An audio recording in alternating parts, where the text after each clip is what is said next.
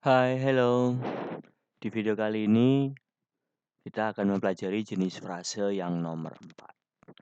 Jenis frase yang nomor 4 yaitu adalah verb phrase. Nah, kalau di video sebelumnya kita sudah mempelajari 3 jenis frase yaitu ada noun phrase, adjective phrase, kemudian adverbial phrase.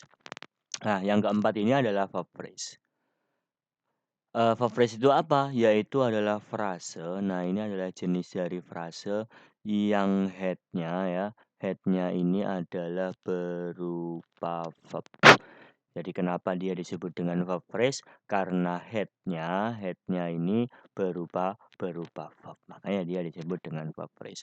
Polanya bisa modifier head, juga bisa head modifier. Nah, kalau dia berpola modifier head, nah ini head-nya ini berarti dia berupa verb, ini adalah head-nya. Terus kemudian modifier otomatis dia adalah adverb karena yang bisa menjelaskan verb adalah adverb. Nah, atau bisa head-nya berada di depan ya, head-nya berada di depan, terus kemudian modifiernya berada di belakang. Tidak sama dengan adjective phrase dan adverb phrase. Ketika modifier di belakang dia harus berupa enough.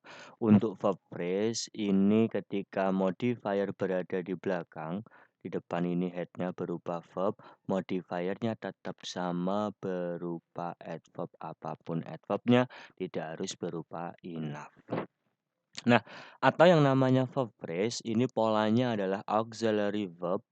Auxiliary verb, auxiliary verb ini maksudnya adalah kata kerja bantu.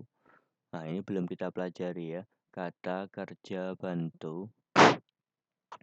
Terus kemudian ada ordinary verb. Nah, kalau ordinary verb ini adalah kata kerja utama. Nah, pola dari verb phrase bisa seperti ini. Auxiliary verb diikuti oleh ordinary verb. Oke, jadi ini adalah pola-pola dari verb phrase. Oke, jadi frase ya, secara umum polanya memang modifier head. Nah, tetapi tidak semua frase itu polanya modifier head. Kalau verb phrase ini bisa modifier head, juga bisa berpola auxiliary verb diikuti oleh ordinary verb. Oke, contoh misalkan, selalu menangis. Selalu menangis. Ini headnya kata yang dijelaskan ini adalah menangis. Menangis, selalu menangis. Headnya ini kelas katanya adalah menangis itu kata kerja berarti dia verb. Nah, selalu ini adalah modifier. Modifiernya otomatis dia berupa adverb. Nah, seperti ini nanti kalau kita terjemahkan, kalau kita translate, maka sesuaikan saja dengan Indonesianya. Oh, modifier head, maka tetap modifiernya dulu baru kemudian head. Nah, jadinya adalah always cry. Nah, selalu menangis. Menangis dengan keras. Kata yang dijelaskan ini adalah menangis, ini adalah head berupa verb. Kemudian dengan keras, kalau keras tadi adjektif, kalau terdapat dengan berarti dia adalah adverb. Berarti ini modifier yang berupa adverb. Ada rangkaian head modifier berarti ini rangkaian frase. Nama frasenya sesuai dengan head. Oh, headnya verb berarti dia adalah verb phrase. Yang atas tadi ini juga sama. Seret, ini juga verb phrase. Nah, sekarang kalau kita translate, oh karena modifier berada di belakang, maka sesuaikan saja dengan Indonesianya. Berarti jadinya adalah menangis itu cry, dengan keras. Keras itu loud. Kalau dengan keras jadinya adalah loudly. Harus pergi. Nah, harus pergi.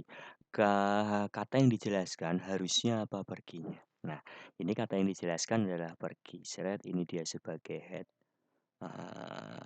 Harus ini termasuk yang namanya kata kerja bantu.